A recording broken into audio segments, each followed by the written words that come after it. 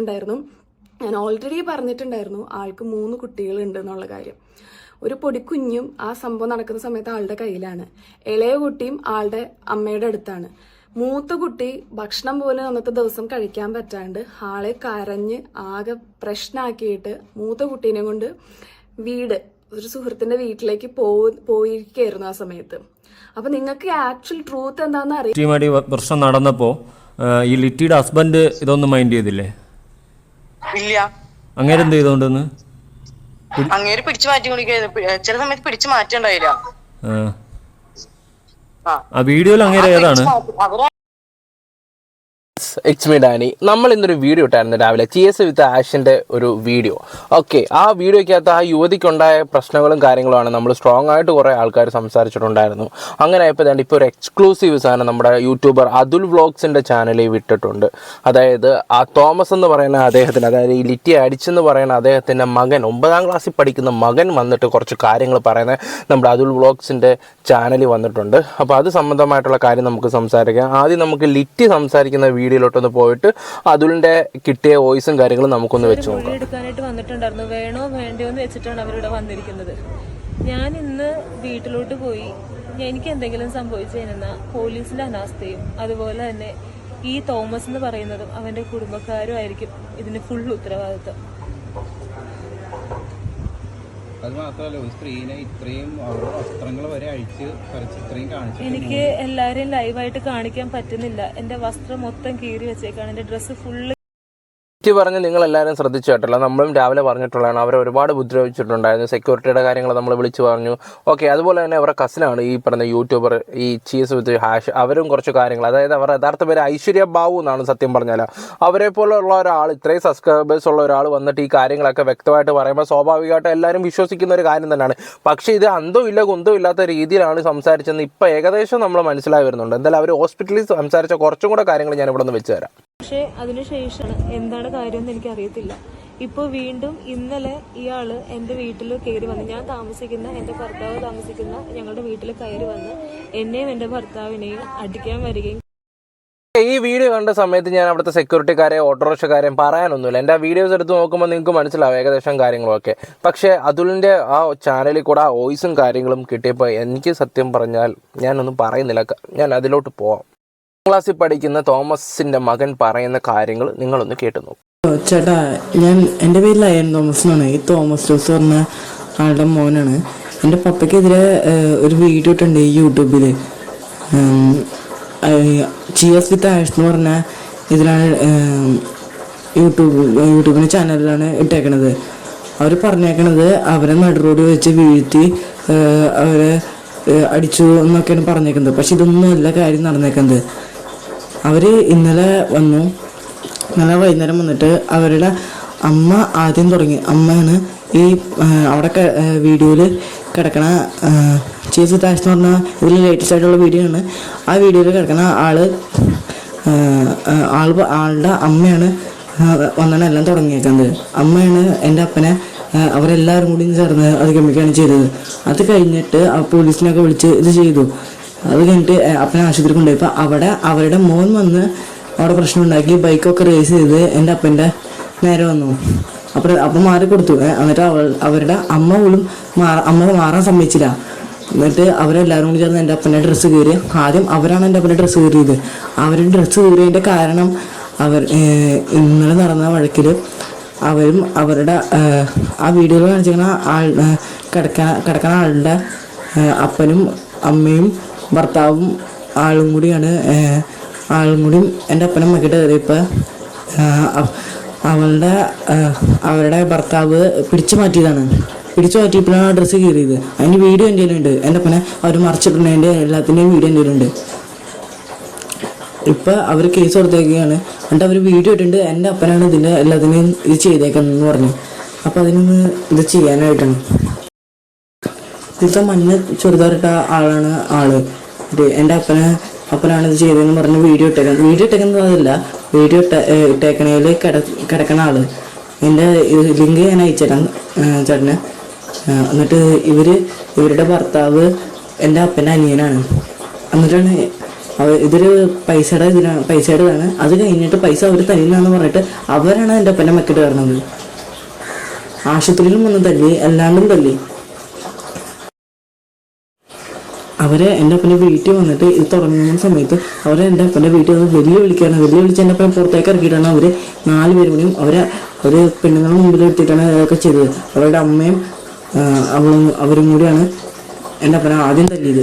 നിങ്ങൾ കേട്ടാണല്ലോ, 9ാം ക്ലാസ്സിൽ പഠിക്കുന്ന ഒരു ചെറുക്കനാണ് കൊടുത്തിരിക്കുന്നത്. പിന്നെ അത് മാത്രമല്ല, ഈ വീഡിയോയും കൂടെ അവൻ അയച്ചു കൊടുത്തിട്ടുണ്ട് അവിടെ നടക്കുന്നത്. അതിനകത്ത് മൊത്തം തെറിവിളിയാണ്. ആ തെറിവിളി എന്ന് വെച്ചാൽ നല്ല തായ്ക്കും പായും എല്ലാം ഉണ്ട്, നല്ല അടിപൊളിയായിട്ടുണ്ട്. അപ്പോൾ അത് ഈ പറയുന്ന എന്താ പറയണ്ടേ, സൈഡിലോട്ട് ഞാൻ ചെറുതായിട്ടൊന്ന് കൊടുത്തേക്കാം. നിങ്ങൾക്ക് അത് കാണുമ്പോൾ ഏകദേശമൊക്കെ മനസ്സിലാവും. പക്ഷേ സൗണ്ടൊന്നും വെക്കാൻ പറ്റത്തില്ല. നമ്മുടെ ചാനലിൽ കുറച്ച് വിഷ്വൽസും കാര്യങ്ങളൊക്കെ ആകുമ്പോൾ അത് വെക്കാനൊന്നും പറ്റത്തില്ല. പിന്നെ അതും ആ പയ്യനോട് സംസാരിക്കുന്ന കുറച്ച് വോയിസും കാര്യങ്ങളൊക്കെ ഉണ്ട്. അതും കൂടെ ഞാൻ ജസ്റ്റ് ഒന്ന് വെച്ച് തരാം. ഇത് ഇപ്പോൾ ഇവരുടെ ഹസ്ബൻഡിൻ്റെ ചേട്ടനല്ലേ നിൻ്റെ അച്ഛൻ? അതെ. അത് തന്നെ. അപ്പം നിങ്ങളുടെ സത്യത്തിൽ എന്താണ് ആ ഒരു പ്രശ്നം ഇങ്ങനെ ഉണ്ടാവാനുള്ള റീസൺ? അവര് അമ്മേനെ പറ്റി നോക്കല്ല, അത് വേറൊരു കാര്യം. പിന്നെ ആര് നോക്കുന്നില്ല?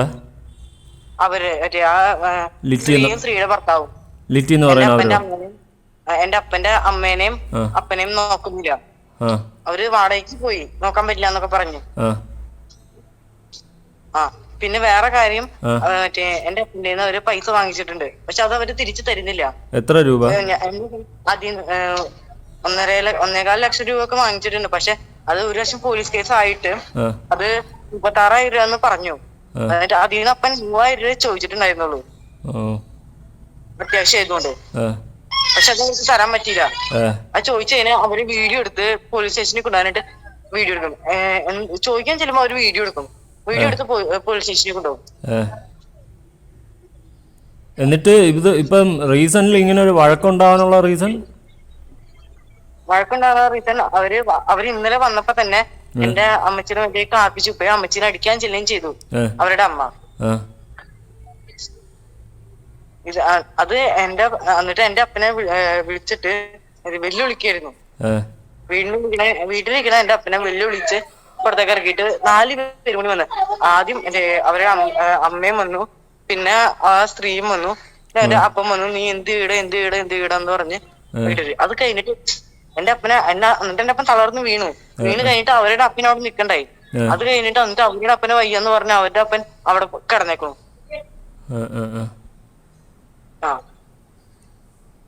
അപ്പൊ ഈ ഐശ്വര്യമായിട്ടുള്ള ബന്ധം എന്താണ് ഇവര് ലിറ്റിയും? ഐശ്വര്യ എന്റെ പപ്പയുടെ ചേച്ചിയുടെ മോളാണ്. അവരുമായിട്ട് എന്താ ബന്ധം അത് അവരുടെ എന്റെ പപ്പയുടെ അനിയനാണല്ലോ ഇവരുടെ ഹസ്ബൻഡ്. അപ്പൊ എന്റെ പപ്പയുടെ 3 ചേച്ചിയുടെ മോളാണ് ഈ ഐശ്വര്യ. ഐശ്വര്യാണ് വീഡിയോ ഇട്ടേക്കാണത്. അതിന് ഐശ്വര്യ പറയുന്നത് കള്ളമെന്നാണോ പറയുന്നത്? ഐശ്വര്യ പറയുന്നത് കള്ളമാണ്. അല്ല, അവരൊന്നും ചെയ്തിട്ടില്ല. അവരാണ് ഇങ്ങോട്ട് ചെയ്തത്. ഹെൽമെറ്റിന് അടിക്കുകയും ഇതൊക്കെ ചെയ്തത് അവരാണ്. എന്റെ അപ്പനെ ഡ്രസ്സ് വിളിച്ചു.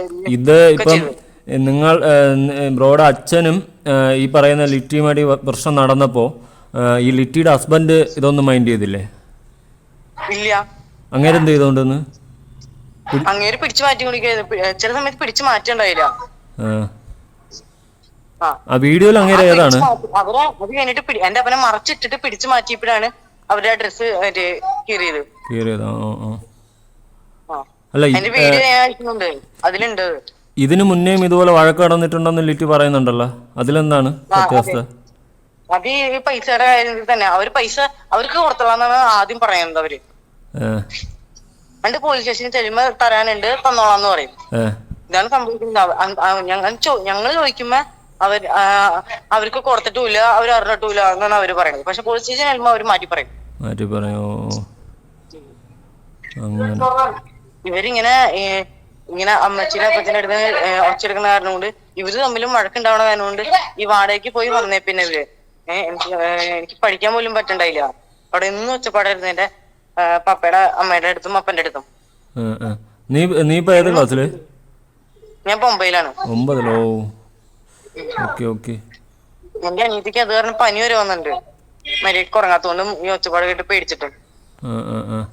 ഇത് നിങ്ങൾ എല്ലാവരും ഒരു വീട്ടിലാണോ താമസിക്കുന്നത്? അല്ല. അടുത്തടുത്താണോ വീട്? അടുത്തടുത്ത് തൊട്ടടുത്ത്, ഓക്കെ മതിലൊന്നുമില്ല. ഓക്കേടാ.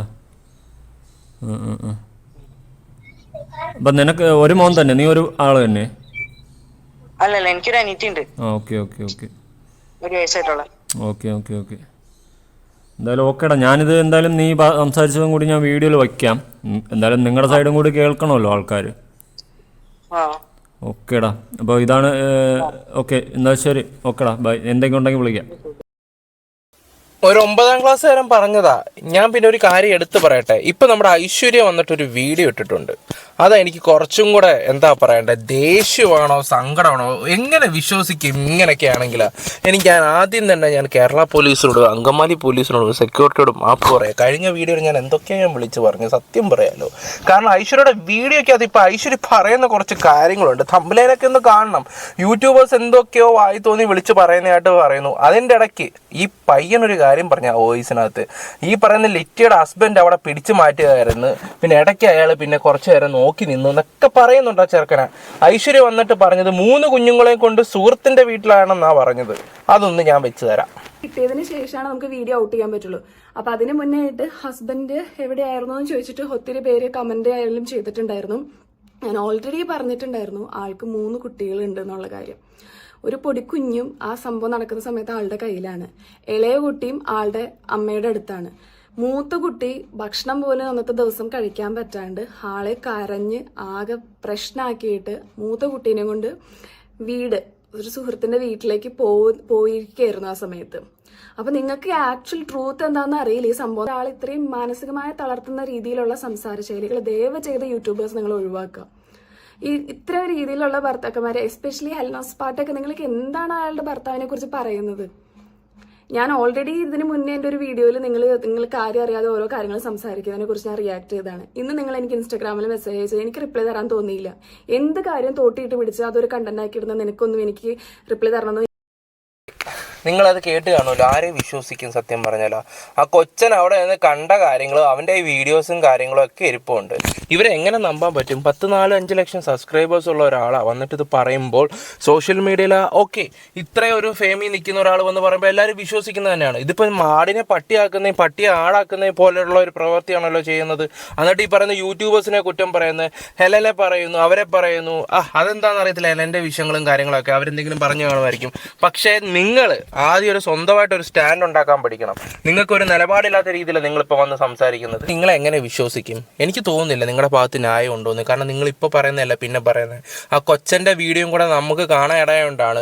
ഇതിപ്പോൾ അതുൽ വ്ളോഗ്സ് ഇത് പുറത്ത് വിട്ടുകൊണ്ടാണ് കൂടുതലും കാര്യങ്ങൾ അറിയാൻ കഴിഞ്ഞത്. ഇല്ലെങ്കിൽ എന്ത് ചെയ്തേനെ? ഇത് ചുമ്മാ എൻ്റെ പൊന്ന ഐശ്വര്യ ഒരു ബഹുമാനം ഉണ്ടായിരുന്നു നിങ്ങളുടെ വീഡിയോസ് കാണുമ്പോഴൊക്കെ. ഇപ്പോൾ അത് തീരെ കുറഞ്ഞു വന്നുകൊണ്ടിരിക്കുകയാണ്. ഒരു നിലവാരമില്ലാത്ത രീതിയിൽ പൊയ്ക്കൊണ്ടിരിക്കുകയാണ് നിങ്ങളുടെ പ്രവൃത്തി. അതുകൊണ്ട് ഇതിൻ്റെ സത്യാവസ്ഥ എന്താണെന്ന് വെച്ച് തെളിയിക്കാൻ നോക്കുക. എന്തായാലും ഒരു 9ാം ക്ലാസ്സിലെ പയ്യൻ അവൻ കറക്റ്റായിട്ട് എല്ലാം എടുത്ത് വെച്ചിട്ടുണ്ട്. അതിനകത്ത് ഈ പറയുന്ന ലിറ്റിയുടെ ഭർത്താവ് ഉൾപ്പെടെ ഉണ്ട്. അവൻ്റെ സംസാരത്തിലാണെങ്കിൽ പോലും അവൻ ജെന്യുവനായിട്ടാണ് കാര്യങ്ങൾ സംസാരിച്ചിരിക്കുന്നത്. എന്തായാലും ഇത് എങ്ങനെയാണെന്ന് വെച്ചാൽ നിങ്ങൾ തെളിയിക്കും. നിങ്ങളെന്തായാലും അവിടെ ഉണ്ടായിരുന്നോ സ്പോട്ടിലാണ്? ഇല്ല, നിങ്ങളുടെ സ്പോട്ടിലും ഇല്ലായിരുന്നു. നിങ്ങളെ ലിറ്റി വിളിച്ച സമയത്ത് നിങ്ങളുടെ ഹസ്ബൻഡിൻ്റെ അച്ഛനെയാണ് അവിടെ പറഞ്ഞു വിട്ടത്. നിങ്ങളവിടെ കണ്ടിട്ടില്ല, നിങ്ങൾ ആ സ്പോട്ടിലില്ലായിരുന്നു. ഒരു തേർഡ് പാർട്ടി പറഞ്ഞുള്ള അറിവ് മാത്രമല്ലേ നിങ്ങൾക്കുള്ളൂ സത്യത്തിലാണ്. ഇതിപ്പം ബാക്കിയുള്ള യൂട്യൂബേഴ്സിൻ്റെ കുറ്റം പറയുന്ന ആൾക്കാർ മോശമായിട്ട് സംസാരിക്കുന്നു. ഓക്കെ, ആരെങ്കിലുമൊക്കെ എന്തെങ്കിലുമൊക്കെ വന്ന് പറഞ്ഞു കാണുമായിരിക്കും. ഈ പറയുന്ന ഹസ്ബൻഡിനെ നെഗറ്റീവ് അടിച്ചു കാണും. അദ്ദേഹം അവിടെ ഉണ്ടായിരുന്നെങ്കിൽ ഇപ്പം ആ നെഗറ്റീവ് അടിച്ചതിൽ ന്യായം ഉണ്ടെന്ന് ഞാനും പറയുന്നുണ്ട്. അത് തീർച്ചയായിട്ടും പറയുന്നുണ്ട്. ഇപ്പം നിങ്ങൾ പറയുന്നുണ്ട് ഈ പറയുന്ന ലിറ്റി എന്ന് പറയുന്ന അവർക്ക് മാനസികമായിട്ട് ബുദ്ധിമുട്ടൊക്കെ ആയിട്ട് എനിക്ക് എന്താ നമ്മുടെ യൂട്യൂബിലെ വീഡിയോസും എല്ലാം അവർ കാണുന്നുണ്ട്. ഹോസ്പിറ്റലിലേക്ക് കിടക്കുമ്പോൾ ഉണ്ടോ ഇത്രയും സീരിയസ് ആയിട്ട് വിഷമിച്ച് കിടക്കുന്ന ആൾക്ക് യൂട്യൂബിൽ വീഡിയോ കണ്ടുകൊണ്ടിരിക്കുകയാണ്. അവർക്ക് ഇത്ര വിഷമം പറയും. ഇത് അറിയിക്കാതിരിക്കുക, അതാണ് ആദ്യം ചെയ്യേണ്ടത്. നിങ്ങൾ ഒരാൾ വന്നിട്ടാണ് ഈ സോഷ്യൽ മീഡിയ കാര്യങ്ങളെല്ലാം തുറന്നടിച്ച് സംസാരിച്ചത്. എന്നിട്ടിപ്പോൾ യൂട്യൂബേഴ്സിൻ്റെ മണ്ടയ്ക്ക് ആദ്യം ഒരു സ്റ്റാൻഡ്. ആ പയ്യൻ ഈ കാര്യം വന്ന് പറഞ്ഞാൽ നിങ്ങളുടെ വാക്ക് കേട്ട് വിശ്വസിച്ച ആൾക്കാർ എന്തൊക്കെ ചെയ്താനെ? ഇപ്പം ഞാൻ ആദ്യം മാപ്പ് പറയുന്നത് അങ്കമാലി പോലീസുകാരോടും സെക്യൂരിറ്റിക്കാരോടും ഒക്കെയാണ്. ഞാനും കഴിഞ്ഞ വീഡിയോയിലൊക്കെ കാരണം കുറേ ആൾക്കാർ നോക്കി നിന്നു എന്നൊക്കെ പറയുന്നു. എനിക്കറിയത്തില്ല അതിൻ്റെ സത്യാവസ്ഥ. ഇപ്പം തോന്നുന്നു അതൊക്കെ കള്ളവായിട്ടാണോ സത്യമാണോ ഒരു പിടുത്തമല്ല. എന്തായാലും തോമസ് രംഗത്ത് വന്നിട്ട് കാര്യങ്ങൾ പറയട്ടെ. Guys bye, love you all.